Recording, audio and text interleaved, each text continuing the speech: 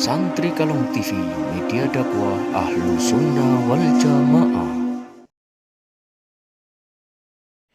Bismillahirrahmanirrahim. Alhamdulillah Rabbil Alamin. Allahumma salli ala Sayyidina Muhammad wa ala ali Sayyidina Muhammad. Ini adalah penghujung daripada pemahaman kita mengenai beribadah, salat, menghadap kepada Allah. Jadi mulai sekarang kita mesti niat dulu. Minta kepada Allah terus menerus dengan memperbaiki niat kita. Ya, pada saat kita mau berdiri menghadap kepada Allah, kita niatkan dulu niat yang besar, yang banyak kepada Allah.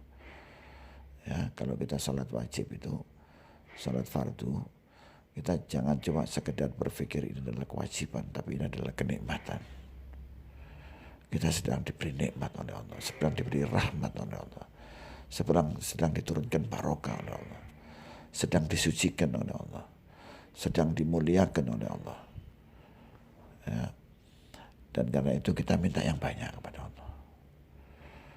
Permintaan kita yang paling besar, yang paling mulia adalah supaya dekat dengan Allah. Lahir batin kita dekat dengan Allah. Kemudian kita minta maaf kepada Allah yang sungguh-sungguh, yang tulus.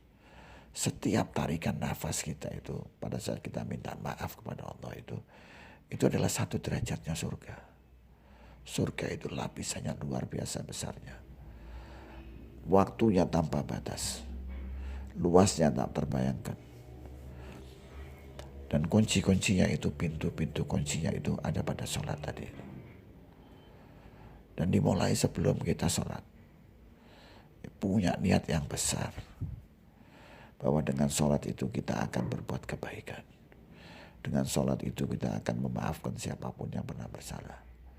Dengan sholat itu kita buang segala macam ketamakan, kerakusan, kekuasaan. Ya, yang ingin berkuasa, yang ingin menguasai, yang ingin memiliki harta yang luar biasa besar banyaknya. Dengan segala cara-caranya itu. Karena itu kalau kita mulainya selalu terus-menerus begitu mengingat Allah dengan harapan, dengan niat yang tulus, minta penjagaan Allah, minta kesehatan dari Allah, minta umatnya Nabi Muhammad dimuliakan oleh Allah, diangkat derajatnya, disucikan oleh Allah, minta supaya keluarga kita, anak-anak kita, tetangga kita semuanya diberikan cahaya, barokah, rahmat. Itu mulailah dengan setiap sholat. Dan kalau kita tidak pernah berjamaah, tidak pernah masuk ke rumahnya Allah, kita tidak bisa mengulang-ulang itu. Kita hanya konsentrasi kita terbatas. Bahkan kepada diri sendiri pun tidak bisa sempurna. Kita disibukkan dengan segala macam urusan kita. Semuanya duniawi. Nah, kalau kita sudah akhirnya tidak mampu merubah semua, maka badan ini akan rusak. Pikirannya rusak. Masyarakatnya pun rusak. Rumah tangganya rusak. Nah, ini saya pikir mulai sekarang kita niatkan memperbaiki semua dari situ. Ya, jangan punya prasangka yang buruk kepada sesamanya.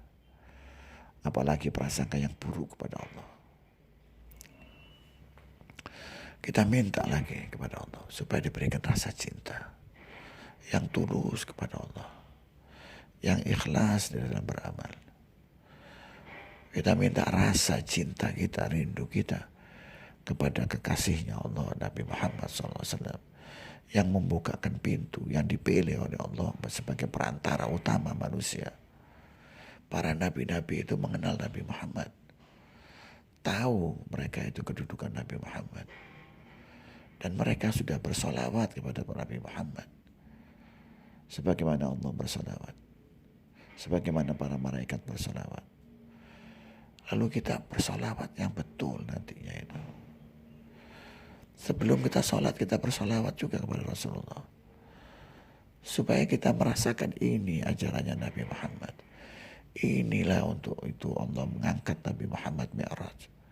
Untuk inilah Allah memanggil kekasihnya Muhammad ke Sidratul Muntaha ditampakkan semua rahasia-rahasia langit, maka kita akan mendapatkan rahasia itu. Kita akan mendapatkan kunci itu. Dan kita akan merasakan kelezatan yang tidak bisa diungkapkan. Tidak bisa kita ungkapkan. Maka kita tidak akan melihat orang-orang yang bersama kita berdiri berjamaah, kecuali kita merasakan nikmatnya, bahagianya Nabi Muhammad. Betapa bahagianya Rasulullah melihat orang-orang berderet, berdiri, mengikuti ajarannya, syariatnya. Dan untuk itulah Allah menciptakan Nabi Muhammad, untuk mengenalkan dirinya.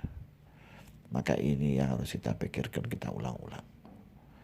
Setiap saat kita berkhayal yang di luar yang Allah kehendaki, di luar sholat, segera kita tutup dengan bersolawat kepada Nabi Muhammad. Segera kita perbaiki.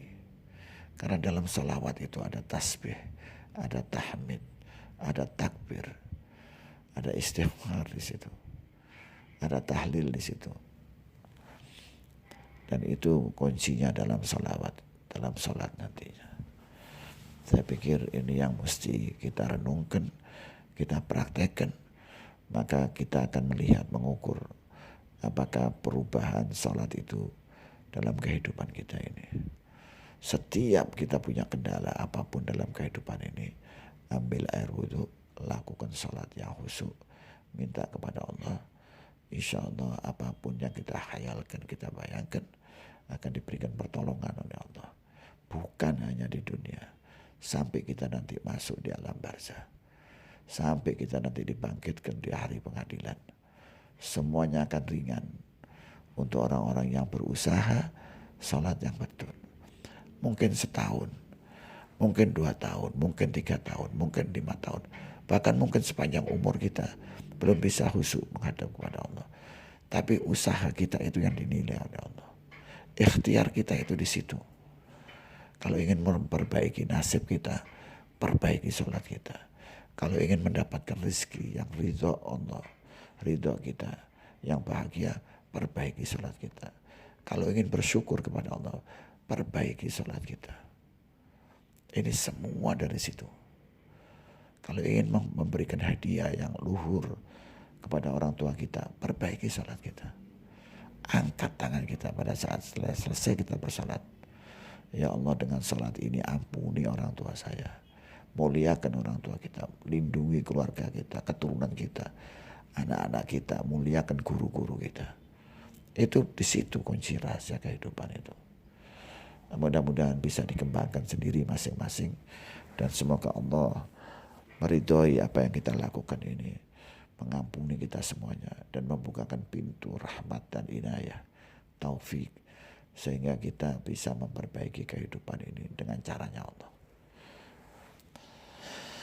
Rabbana dhalamna anfusana wa illam taghfir lana wa tarhamna lanakunanna minal khasirin. Rabbana hab lana min azwajina wa dhurriyyatina qurrata a'yun waj'alna lil muttaqina imama. Wa sallallahu ala sayyidina Muhammad wa ala alihi wa sahbihi wa barik wa sallim. Alhamdulillahi rabbil